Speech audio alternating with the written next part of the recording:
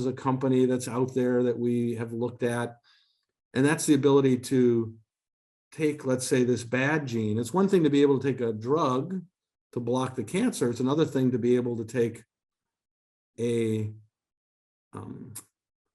let's call it a missile, put it in your blood that goes and targets these cancer cells and it's almost like a typewriter. It edits out the wrong stuff, phrase, correct words, and that genetic editing, that's huge. And again, it's all like 5 years ago, it was pie in the sky fantasy, and now it's happening with real diseases.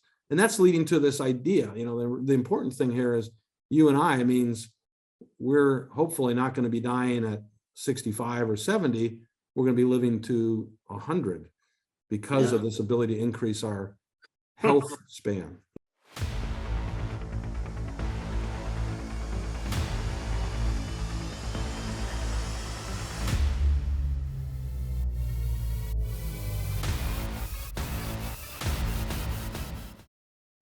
Hello, welcome to the Wiggin Sessions. I'm Addison Wiggin, and today I have with me Doc Eifrig, who has a very interesting story. He is a veteran of Wall Street, and he's also a ophthalmologist. He went to study at Duke University, and then combined the two practices to begin making investment recommendations in the healthcare industry, which is something that is more and more important to most of us as we get older and as society gets older too. Like we're going through the baby boomer aging process, and Doc has been studying it both from a financial perspective and as a physician himself.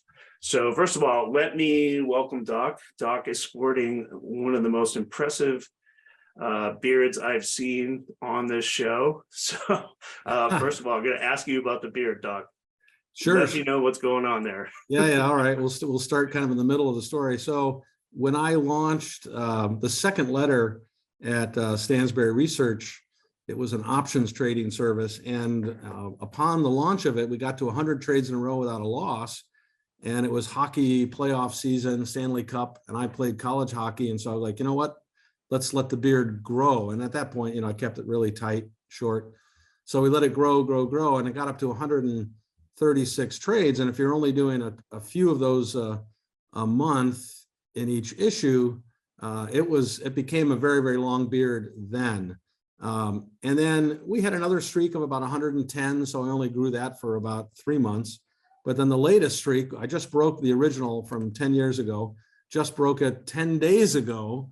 We're at 140 trades in a row. And so this product here, which I've actually kind of fallen in love with, we were talking a little bit before the show, but there's interesting parts to it that it's warmer now on the neck when I'm in northern climates. I'm excited for this winter with the snow, but yeah, it represents 140 winning option trades in a row, closed without a loss. And the streak is still going. So been having fun with that. And I've even watched the recent, I know it's an older one, but it's a ZZ Top documentary. So I was watching those guys and their beards and how those came on. And anyway, I'm loving this. I can see how you get that way.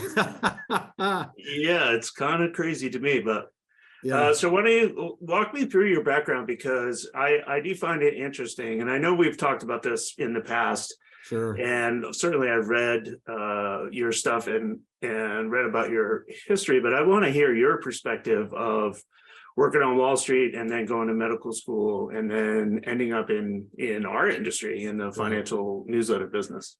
Yeah. So I'll preface it by saying I've been a newsletter junkie myself for a long, long time. So reading Barron's, even when I was in high school, went to college, got my MBA at Kellogg, and from there went to work Goldman Sachs in their derivatives group in the 80s, if you can imagine the heyday.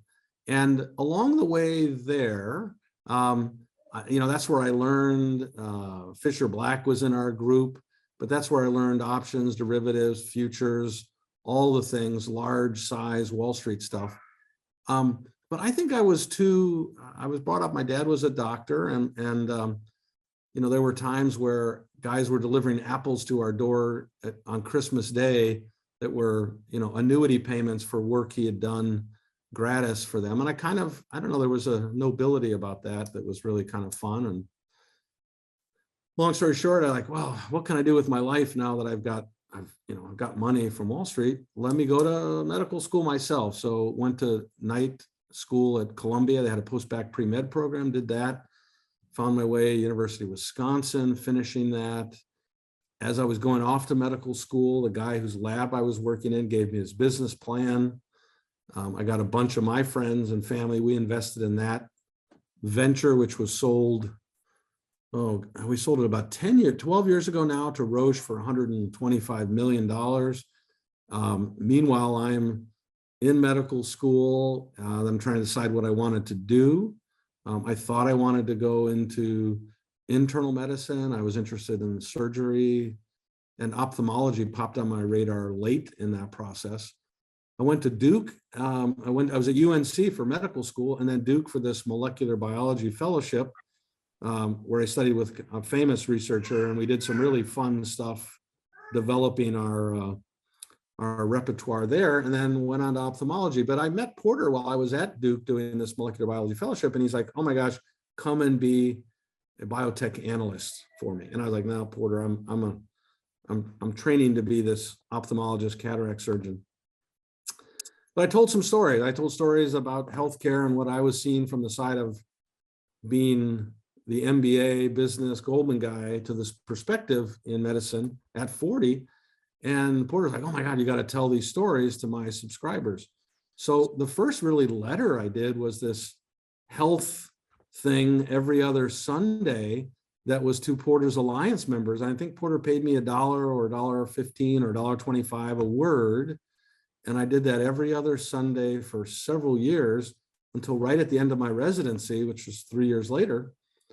Porter made me this sort of offer that I couldn't refuse, which was, I remember him telling me the power of the pen was much greater than me seeing one person at a time in a cold, dark examining room, which is where ophthalmologists spend their surgeries and their visits. And I made the leap. I was this close to, I was already starting to moonlight at a VA hospital in Augusta, Georgia. But I jumped to Porter full on, not really knowing where this was going to take me, but gosh, that was back in now 15 years ago, if you could imagine. And I think that's probably around the time you and I originally. Yeah, that's when we first met, I think. And just to be clear for people who are watching, it was Stansberry Research, which is an ongoing firm, and you're continuing to write your own newsletters for them. Yeah, right. Yeah. And so just to finish up, to tie it all together, the first letter we launched was Retirement Millionaire, and involved some other guys at our company, copywriters, but that it was a blend of the first half of it, we were still printing it then, was the personal finance investment ideas. And then the second half was still the health stuff that I've been doing while I was in residency. And that's now I think the first issue of that was in 07 or 08. So that's now, gosh, going strong. And then the second letter was this options letter. And then most recently, we've done one which I would call sort of the healthcare on steroids letter, which is all about health in the future. And like you opened this thing where the baby boomers, this large group of people, we're both consumers of it, and technology and science and everything's coming together so fast. Addison, I'm sure you know this. I can't keep up with it. I'm sitting here, I can't show you my screen easily enough, but I've got like 4 articles from New England Journal of Medicine. One of them is on integrins, which are these things in the membranes. And they know the genetics of these things now. And now they're talking about creating antibodies to diseases caused by these membrane things. I mean, that was a half of a sentence when I was in medical school 15, 20 years ago now. And here there's like, they know the genetics of it. And they're talking about creating a T cell to target. So we're right at the cusp of, and that led to this launch of this letter this past summer called Prosperity Investor, which was and is totally complete focused on healthcare investing. So Yeah, the phrase that you use is we're in the platinum age of healthcare. yes, And that's not just because of the demographics of it, but it's also because of the science that's going into developing new therapies for all kinds of things like Alzheimer's and genetic therapies for cancer. And you cover all of those things in the letter. yes, yeah. We have, there's three of us that work together on this. We've got a guy, Tom Carroll, who came from the Wall Street side about 3 years ago. And he knows stuff on healthcare and healthcare epidemiology. He's got a master's from Johns Hopkins. Another guy has worked in labs, done protein stuff. He and I are working on the biotech, the three of us together. It's been a great and successful launch, and we think going to be one of the great newsletter products there is. I want to tie this back just for fun because Bill Bonner, you're close to Bill. You've written letters with Bill. Bill's supported you for a long, long time. But I literally, Porter, when he interviewed me and we were talking, I said, oh yeah, I've been a subscriber to Bill Bonner's travel letter since my Goldman days in London. And Porter's like, whatever, dude, like you're lying. And I literally, Addison, I still carry with me, I have a box and I've got these letters. When Bill signed it, William Chamberlain, and I don't know if you know this, but he had this pen name, these travel letters. And when I was in Goldman in London, I would get them and it would say, go when you're in Paris, go to this block, to this restaurant. And so I would take other people that worked with me, friends, family, and we'd go and find these. And they're like, how do you know about these? And I was like, I research well, but so, I'm beholden to Bonner from way back when, and that's how much of a newsletter junkie I am and was. So anyway. Yeah. No, I lived with Bill in Paris for 5 years, and we would go back and forth to London just on like business trips and stuff like that, trying to organize like publishing groups and stuff. And he not only knew a lot of places to go, but he also knew a lot of people that we should talk to, and it was a useful use of time. And I love it. Been doing that for years. So. That's so fun. What years were those when you were with Bill in Paris? 1999 through, well, I first started in really 97, and then through 2004 is when we moved our family back from Paris. We lived there for about 5 years. Wow. But there was a lot of travel between, we're still in Baltimore because that's where the base of the company is. And we spent a lot of time going back and forth, really up through the pandemic. That's when everything started to slow down. Wow. I love it. Yeah, it's good. So let's get back to the healthcare business. Are there any innovations right now, like post-pandemic, that you're most excited about? Like what's happening that people don't really have on their radar yet? Yeah, that's a great question. It's actually the $1 million question. And for individuals, it's critical. Imagine we now have the ability to look at diseases that manifest in different ways. And I'll give you an example. Premature graying, people who turn gray prematurely. There are groups of people that you discover when they're in a doctor's office and the 45-year-old guy has an unusual leukemia, let's say, that normally hits 75, 80-year-olds. So a disease of older age, younger, and they have these appearances of... But go ahead. Yeah. So you're a younger person who looks older and has a disease of older age. What is causing that? And when you start taking a family history, you realize, oh yeah, they've got a brother and a sister, the same kind of thing. And then you discover that they also have diseases of what I'll just call aging.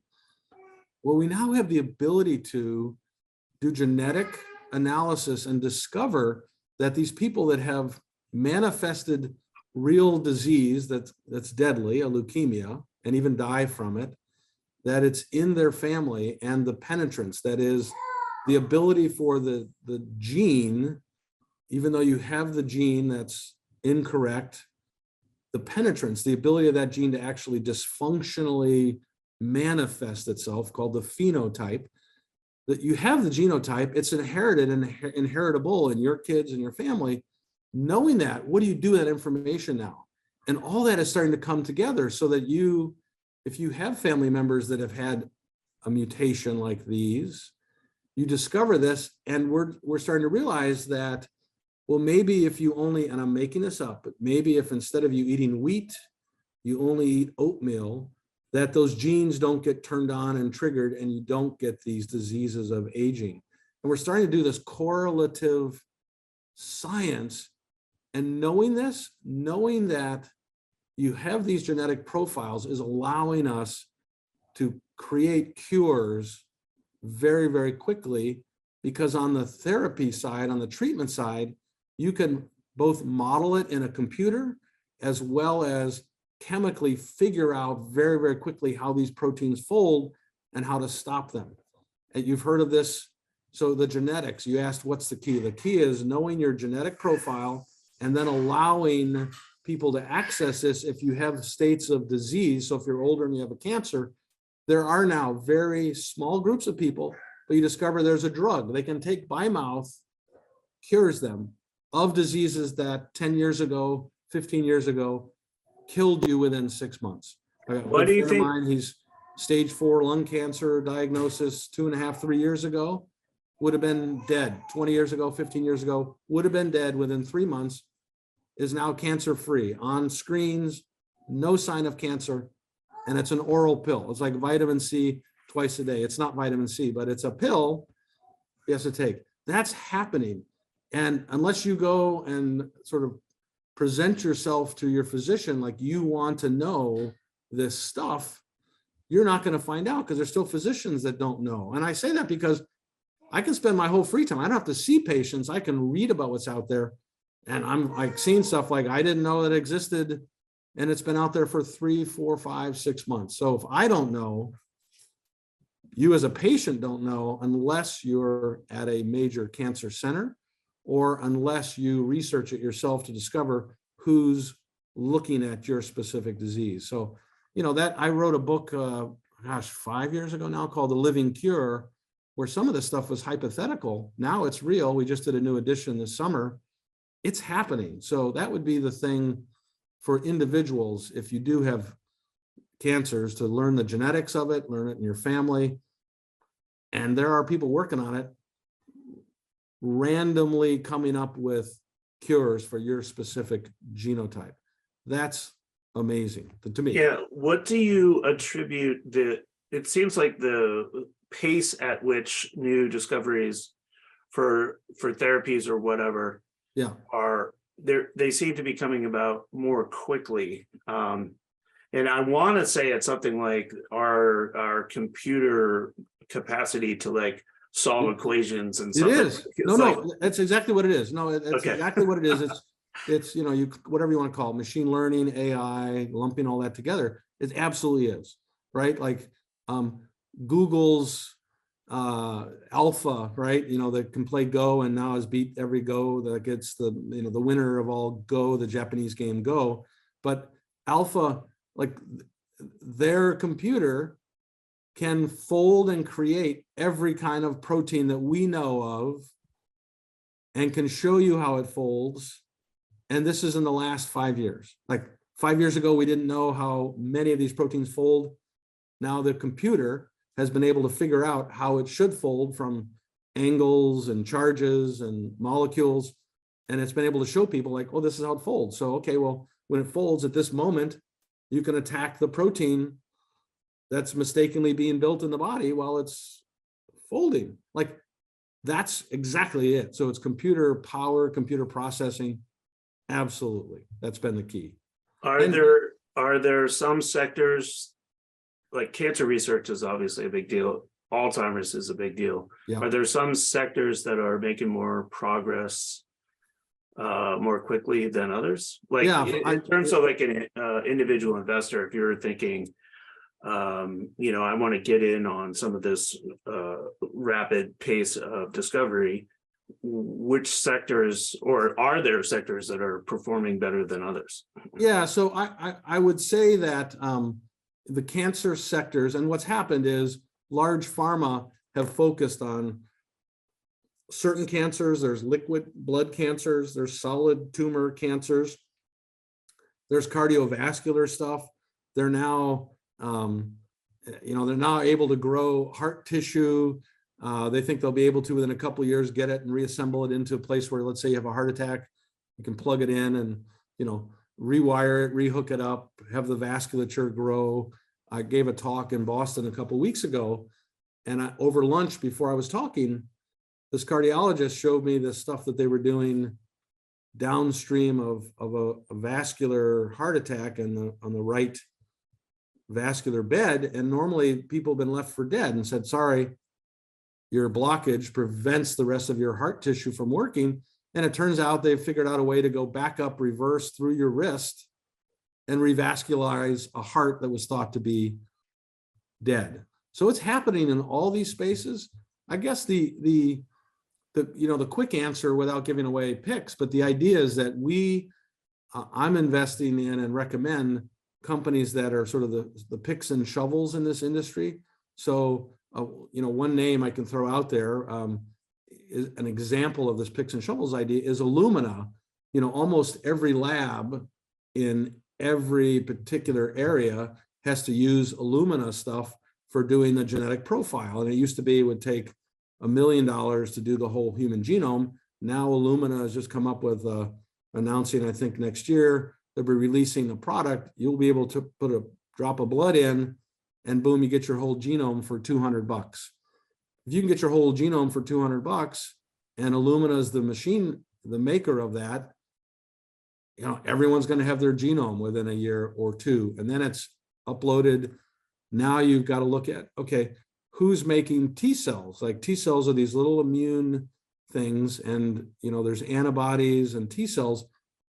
Well, who's got the proprietary way of manipulating and changing the T cells to target your stuff? And there's patents, and the biotech companies are buying up, and big pharma is buying up these companies. So we've kind of used that, less so trying to find out the individual smaller companies, but sectors in the big pharma, because they're looking at that stuff all day long and they know where this can fit in, because both they're distributing product as well as they know where the future and where their needs are, knowing what the market is for this stuff. So it is in genetics and measuring and identifying the genetics of people. And then it's really the ability to manipulate that. And there's some gene editing that goes on as well, would be maybe the third sector. So Editas is a company that's out there that we have looked at. And that's the ability to take, let's say, this bad gene. It's one thing to be able to take a drug to block the cancer. It's another thing to be able to take a, let's call it a missile, put it in your blood that goes and targets these cancer cells and it's almost like a typewriter. It edits out the wrong stuff, phrase, correct words, and that genetic editing, that's huge. And again, it's all like 5 years ago, it was pie in the sky fantasy, and now it's happening with real diseases. And that's leading to this idea, the important thing here is you and I means we're hopefully not going to be dying at 65 or 70. We're going to be living to 100 because of this ability to increase our health span. Yeah. Which means you need more money. Which means you need more investing money, which means how does the genetic I'm just curious about 23andMe, because they were kind of pioneers in the home testing of genetic profiling. But back then, I remember, if I remember correctly, it was like 6 or 7 years ago, there was a resistance to where they hadn't figured out how the insurance would evaluate people if they had figured out that they were prone to a certain type of disease or another. Has that been resolved? I remember that being a big thing for 23andMe, but they seem to have gone through it. Yeah, I think what happened is probably under Obama, probably under the rubric of it's hard to deny people care when you have treatments for it. So it's hard to imagine, having a, let's say, cancer and going into Medicare. I mean, Medicare can't say we're not going to cover cancer. Medicare could decide they're not going to cover a drug that's $250,000 a year that only extends your life 6 months. But yes, so that I think Obamacare and the idea that pre-existing conditions, let's just forget about them. Let's not fight about it. Maybe you have a 6-month waiting period. Maybe you have a year waiting period.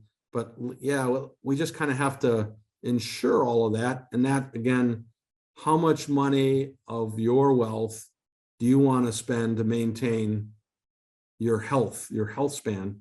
And, I remember they've been arguing it since it hit double digits, 10, 11%. And now we're up at 16% of GDP. What's the number? How high could it go? I think it could go as high as people want to spend. And the very, very wealthy, they'll spend hundreds of millions of dollars for longevity. So back to your question, when I was doing research at Duke, it upset me to no end because lawyers there made us throw away. I consented about 300 people that had this unusual cornea, which is the clear part of the eye disease that I had discovered, with a single gene point mutation. And all these people, I consented them in a very general way. And I said, look, this is confidential, private, but we want to be able to use your tissue and your genetics in the future, not associated with you, so de-identified, to research this, to discover, to see this future that's happening now. And the Duke lawyers made me throw away these 300 samples that today would be worth millions of dollars to anybody to have that. But the idea was that under HIPAA, people didn't want their health information disclosed. And the fact of the matter is, anyone who's sick, you want your health information disclosed so people, especially if it's deadly or blinding, so you can be cured or so that scientists will work on it. So anyone who's, it's lawyers and it's legal people that are saying, we don't think, we want to protect people from this is about human interaction. And most of the people that I found, I think 1 out of 300 people that I consented were worried about that information getting into insurance hands or government hands. Again, de-identified. So it's, here's the disease you have, here's this gene group and gene pool.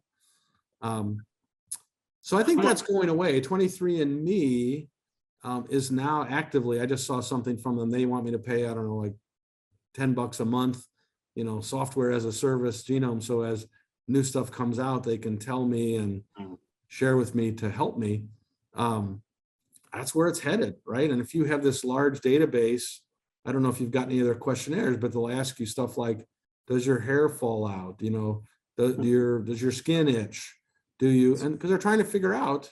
Aren't those normal things? Yeah, well, we think they're normal, but again, we're back to what if you say, yeah, I have a grilled cheese every day, or I have peanut butter and jelly every day, and your genome doesn't like peanut butter, and you would never know it until 23andMe collects 10,000 people that are having peanut butter every day, and lo and behold, that's associated with this genetics, and the only way you could do that is with big computing power, and that's why this is all coming together. It's this, I have a iWatch, I have a Whoop, I have a Aura Ring, I have all this stuff monitoring, and it tells me like, stand up. Mine too.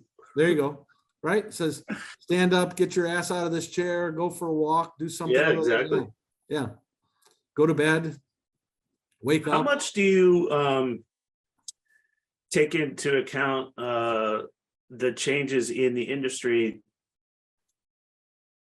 when you're evaluating a company for its like financial stability? So it's a unique question for you, I think, because you have a financial background and you got your finger on the pulse of the development of genetics and that kind of thing. So I'm wondering what is it that you look for?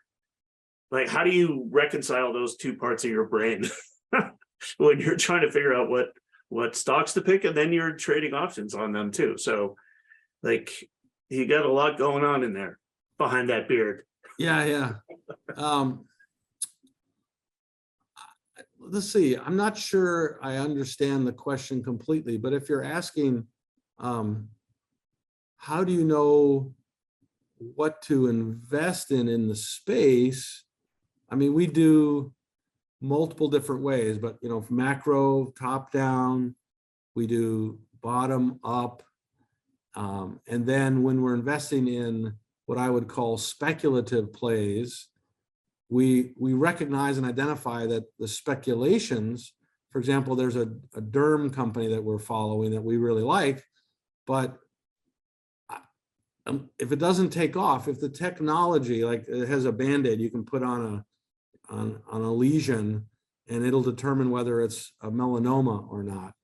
And that's a much easier, simpler, safer thing. And you can imagine, get the cost down.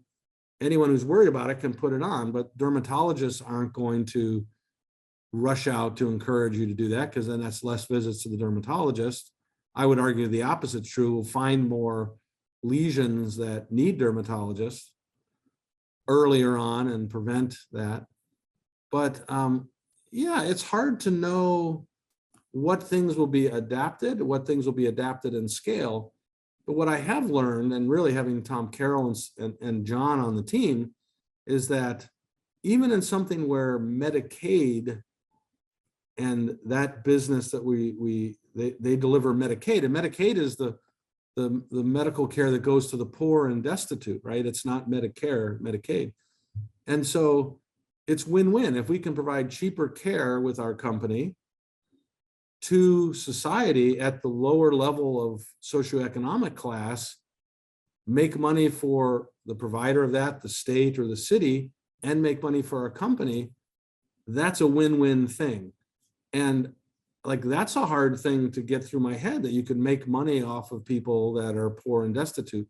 But as a society, we make that choice. We consciously say it's immoral to not provide care. So how do we provide it efficiently on the scale that our legislators say it's okay to do?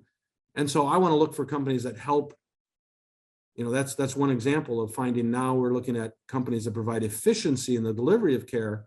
But in terms of the science and stuff, again, I go back to, I prefer to look at somebody who has full-time scientists, full-time researchers, go to conferences and meet and see.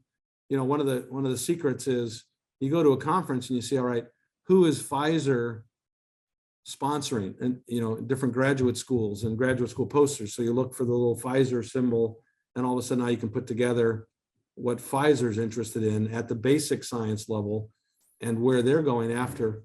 But addressable markets, everyone, cardiovascular disease, dementia, everyone's afraid of that, and everyone's afraid of cancer. So it's just staying focused in those areas, and then looking at, when Bristol Myers buys up companies in the cancer space, you go, yeah, wow, brilliant. When Eli Lilly is doing stuff in the, I don't know if you heard about this new drug, injectable, it's a GLP-1 antagonist. People are getting it for diabetes, and they're losing like 20% of their body fat. Their body mass index is plummeting. They're going off insulin. That's a drug that seems to be a silver bullet for a very troublesome disease. Whether it'll lead to something bad in 3 months, 3 years, 5 years, after everyone's been taking it for years, but it definitely seems like super powerful right now. And they're studying it for adolescents who are morbidly obese, and probably going to be giving it out because it's a drug you can give. So I don't know if I'm answering your question, but these are things that we look at. Well, you are answering the question because you're looking at the science and you're trying to see the application and whether it's viable or not. That's part of the question. The other one I have is more related to the financial markets themselves. And while you were talking, you mentioned Pfizer, and thing that jumped to my head was I remember when Warren Buffett invested a shit ton of money in Pfizer in April of 2020. Like, he knew the vaccines were coming somehow. So it seems like, especially in big pharma and in the healthcare space, there's a lot of, I don't know, I wouldn't call it insider trading, but there's a lot of knowledge that gets passed around before drugs are past their trials, before they're released to the public, before they get marketed. Oh, absolutely. Yeah. Absolutely. So I'm curious. I guess I'm curious about that. How do you reconcile the financial part of your brain with with your knowledge of the actual therapies that are being developed? If you're saying, how do I reconcile? I mean, I want to know, I want to be at dinners where doctors are talking about, this new drug that they're giving that people are using less insulin, right? I want to know about that. So I'll call up people who are in that space who treat diabetics and say, what do you think of that drug? Or what do you think of that category of drugs? And they're like, oh, it's just amazing. It's miraculous. Well, is it better than fen-phen was? Fen-phen was touted as this great drug from 20 years ago that turns out it was causing heart problems and bad heart problems that it got removed. Yeah, and you ask the question, are you seeing any side effects with it? And I think that's one of the, amazing things that we're seeing is,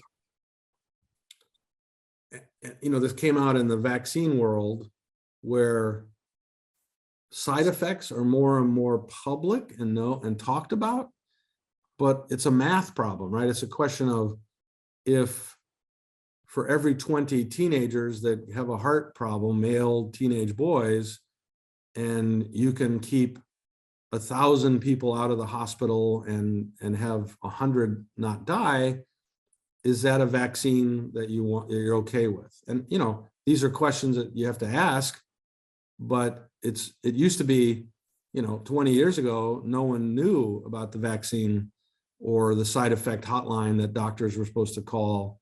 And, it required diligence and required time for a physician to call up these things and say, there are side effects with these drugs. But yeah, I think we're less and less, my ramble there was, we're getting more and more pure targeted things. So there's less and less general problems. It's like cancer treatment used to be, all right, you had this cancer, and cancer defined as let's say a solid tissue where the normal death and dying process was turned off. And so the cancer becomes immortal, grows in size. Well, what's happened there? It keeps growing and growing and growing. So what did we used to do?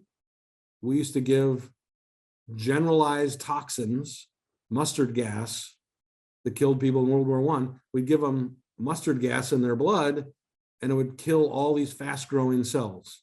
So that's hair, that's your GI gut, and the tumor. They had all these side effects. Well, now we're saying, no, let's take the tumor, go and biopsy it, put it in a dish, take some T cells from the same person, stimulate them, put little forks on it that identify, little antibody forks that identify the tumor, grow those cells up, inject them back in the body. Well, those antibodies and T cells now go to that tumor, only that tumor that has those antigens on it, and kills those tumors. No side effects. So we're starting to see that. We're starting to see drugs that don't, you hope there's no side effects. We're starting to really see that where there aren't any side effects. The question is, are they long lasting? That, there's one or two of those tumor cells escape and then they get the disease back 2 years, 3 years, 5 years later. That's probably going to happen. But again, this is this balance between living and dying that we're playing as you and I get older and older, Yeah, I think you used the term health span as opposed to lifespan. Yes. So it's like the period of time that you're vibrant and agile and interactive and like with your family and all that. That's the way I understood it when I read it. Yes.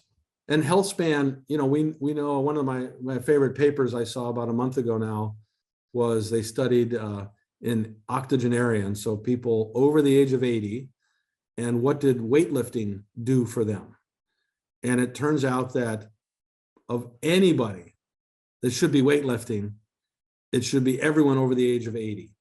And it doesn't matter how much weight, it doesn't matter how long, just the act of doing it triggers stuff in the mitochondria of the muscles, which leads to changes in clearing of brain stuff and clearing of debris, and makes your immune system function better. I mean, wow. But if you look at people who are 70, 80 and active and out walking 3-5 miles every day, or going to the gym once a week and doing light lifting, you realize, yeah, they're on their game, and that's the group that's going to live till they're 90 and 95, and then maybe succumb to something else more suddenly. But that idea of staying healthy and active, yeah, it requires creating resilience, and resilience means stressing your body, lifting weights, doing stuff.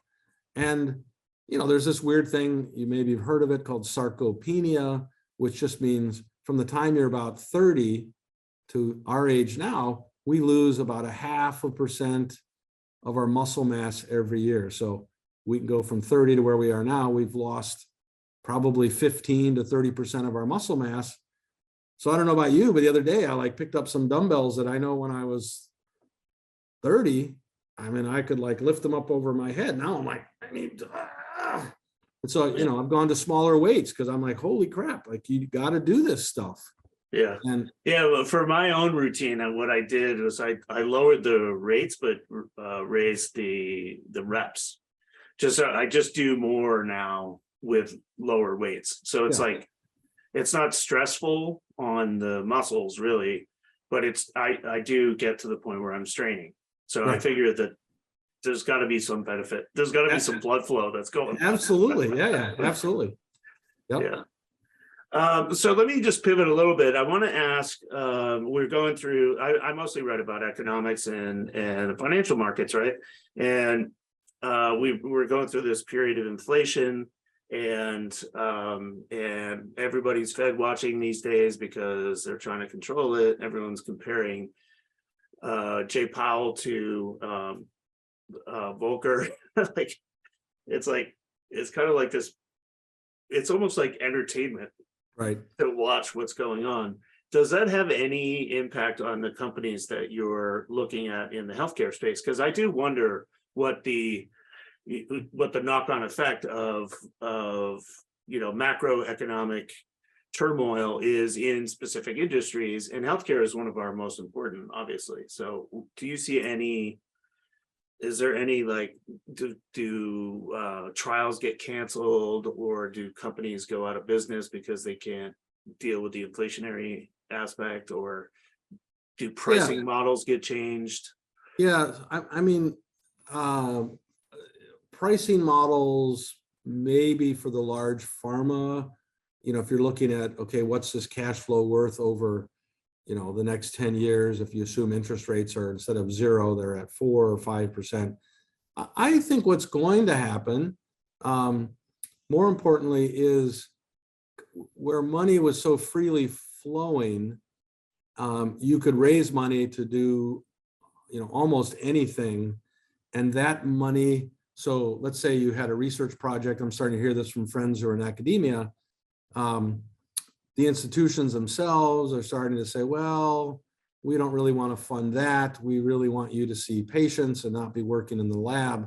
And so I think that's going to start, we're going to see more of that, which means less sort of basic science translating into the physician, developed, that translational medicine is what it's called. So I think the basic science is going to be less of it done. Now we're going to go into another phase, and that means less translated medicine. But I think there's enough in there that's now in the pipeline that's going to keep everyone busy quickly figuring out how to apply, and again, using computing. And at the margins, the cost to do that computing stuff is, I don't think will affect it much. And then businesses that are efficient. So a couple of our picks that help the delivery part of healthcare be more efficient, even in something like mental health care. That is happening, that's going to happen. And so the inflation part of it, less so, I see that, other than maybe making more customers for the mental health applications. Yeah, You know, that's one way of saying it. yeah. Too much concern there. You've written about, also for years, you've written about the living cure. So let's dig into that a little bit. You're interested in, it sounds like if you live well, you live long, and then you have to manage your money well. It sounds like a recipe. Right. Yeah. I always close out my thing. I say, here's to your health, wealth, and a great retirement. And if I'm holding a glass of my wine, I'll do that. Oh yeah, tell me about your wine. You have a family vineyard. Yeah. So The last time we tried to get together, you were like touring the vineyard. yeah. Oh, right. Which I thought was very funny. Yeah. You want to talk about living cure, or you want to talk about Eifrig cellars? I want to hear about both. Why don't you tell about the living cure first? Okay, Because yeah. you're about to toast me with your wine. There you go. So the living cure, the idea, and that was the title of the book that I mentioned earlier. The idea is that we're taking cells out of your body, altering them in the lab, using the science we know about how to alter things. So you can imagine taking an antibody out and then creating antibodies that are specific to whatever it is that ails you. We already do. There are diseases that we give general antibodies called IG, is the iso form of the antibody, IG antibodies. We give intravenous IVIG for many diseases that we don't know how to cure them. And we often give steroids along with that, a decrease in inflammation, using these generalized antibodies to clear out stuff. Well, what if you can come up with and take those antibodies out of your body, re-engineer them, get them in a dish revved up with chemicals that the body normally produces, put them back in, so they're still part of you. They've just been focused, if you will. Their attention is now to that particular tumor or that particular virus or what have you. That's the living cure. And we're also doing that with T cells, and T cells are more of a, T cells are more used for like killing targeted, focused attack cells. Antibodies are more like, hey, let's kind of wall off this area, and then other stuff comes in and helps. T cells, taking T cells out and now adding and mixing them with, let's say, a tumor you have, blood tumor, or even especially solid tumors, that works really well. Inject it into the body, and they go and hunt and find out where the cells are that are cancerous. And so that's it. It's the living cure, and that it's using your own live cells, tissues to create cures, and it's happening.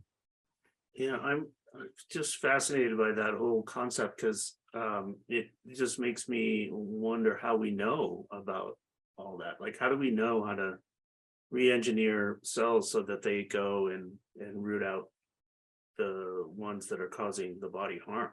That's fascinating. It's probably not not something we could dig into in 2 minutes, but how do we know all this shit?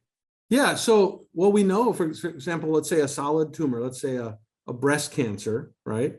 Breast cancer, I'm sure everyone has heard of, like whether the breast cancer has certain receptors on it, right? Like an estrogen receptor, so an ER positive or negative, progesterone receptor. So we know that these breast cancer tumors, depending upon which kinds they are, express markers these receptors on their cells, meaning if they have estrogen, if the woman has estrogen and a lot of estrogen, it stimulates the growth of that cell. And the cell, normally a woman's breast tissue would have receptors for estrogen and progesterone. And so it allows it to get bigger when you're breastfeeding and smaller and changes in size over the course of a cycle. So if you know what those receptors are, can you come up with a drug that targets that receptor?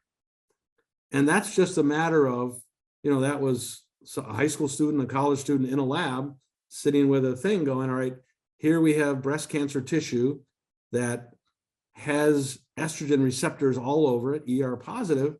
And then now we start putting chemicals, drugs, other cells into it to see if they do anything to that cell, breast cancer cell. And then once you realize, okay, what again, we're back to the protein folding that has just happened in 3 to 5 years.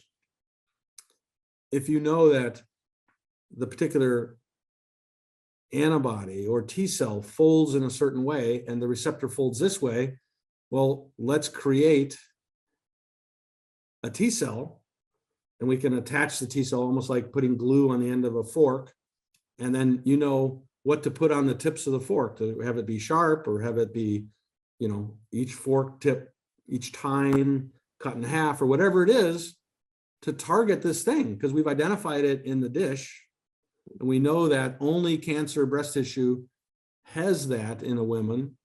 And it's one of the, again, we're back to this idea that we used to give crude, there was a U tree, it was called tamoxifen. We'd give women, that was one of the treatments, and it was generalized, helped block and turn off these receptors.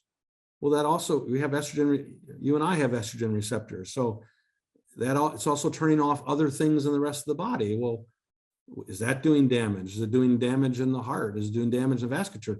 Now you're targeting estrogen receptors in breast tissue. So you're creating a T cell that identifies the estrogen, and then turns out this cancer cell might have a third thing.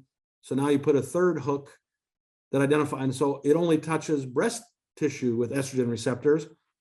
Now, no side effects because it's not attacking heart tissue or heart cells. Yeah, it's just been, it's really, you say, how do you know about it? It's exactly, it's so cool that people have focused on it, amazing. trying to learn about it.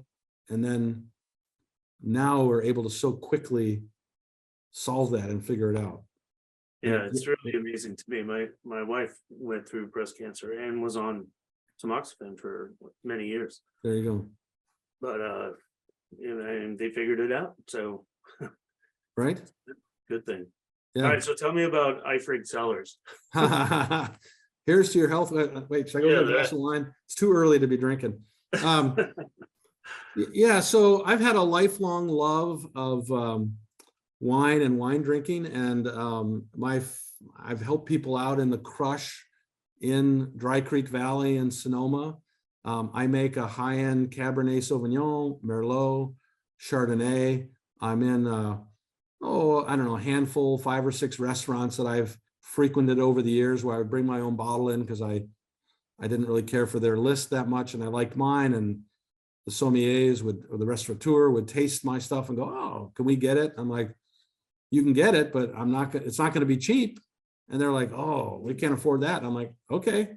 And I go mostly direct to consumer. Like I said, I do have a few restaurants that now buy it, and they pay the same thing that I sell. I sell my wine to friends and family, and I tell people that this is kind of, for me, I want to do it for fun right now. I only do about 350 cases of Cabernet and Merlot, and sometimes one year it might be 100, 150, and 100 and 150, 200 of one. And then I do Chardonnay very rarely. I did it this year, and the last year I did a Chardonnay was in 16. Intended to do one in 2020, but the fires took that off the table. No. But yeah, I do. They're like 110 to 120 bucks a bottle for the reds. The Chardonnay is like 70 bucks, and it's super clean. I don't do, a lot of the things I've learned about in the wine industry is, people add blueberry flavoring and fruit flavorings and oils. And I pick the grapes. In fact, my Merlot, I do in open fermentation tanks. I just let whatever yeast is in the winery ferment it. And I've done 5 vintages of Merlot, and the fermentation kinetics are beautiful and perfect. Yeah, the cab, I did a little bit of that this year. I tried to play with not adding, you buy yeast that's prepackaged and specific to a particular grape variety. And, I tried to, it's a little bit nerve wracking when you've got 300 cases on the line and whether or not your fermentation will work. But yeah, and I try to not, I add oak, I do French oak, some new, some old. I have about 5 different barrel makers that I use for my stuff. Yeah. Do I qualify as a friends and family? Yes, you qualify as. I'd like to try the cab. You're both friend and family for sure. Yeah. I'd like to try the cab. There you All go. right, Doc, it's been great talking to you. Thank you so much. We will make sure that people know how to get Retirement Millionaire and the options trading services that you run. But it's more interesting to just talk to you in person. So I appreciate it. Yeah, it's been too long. I remember. Yeah, we spent some time together. I know. And I remember one of the most wonderful conversations I ever had with you was, and you may want to cut this out, I don't know, but when do you remember that? And I wanted to stay with, I think. Oh, yeah. That wasn't that long ago. That was like maybe 7 years ago or something. Yeah. And I love Altucher. I thought he was great. And, he was being, I'm sure you're going to have to cut this, but, he was being accused by people of doing stuff that I was like, first of all, I went and had a meeting with James to straight up look him in the eye and hear his side of the story. And you realize, okay, well, let me see your contract. And I see this contract said, yes, he could take money out. And they told him, yes, he could take, a percentage of what his bonus was thought to be. And yes, he took out 60% of that number. Like, that's not, I'm sorry, but that's not theft. Yeah. And people were like saying he was some bad, evil guy. I'm like, fuck no, man. Altucher, you guys are jealous of what Altucher's got. No, and anyway, so one of the regrets I have, just to tell you this so you can kind of go, great. No, I was on the other side of that conversation.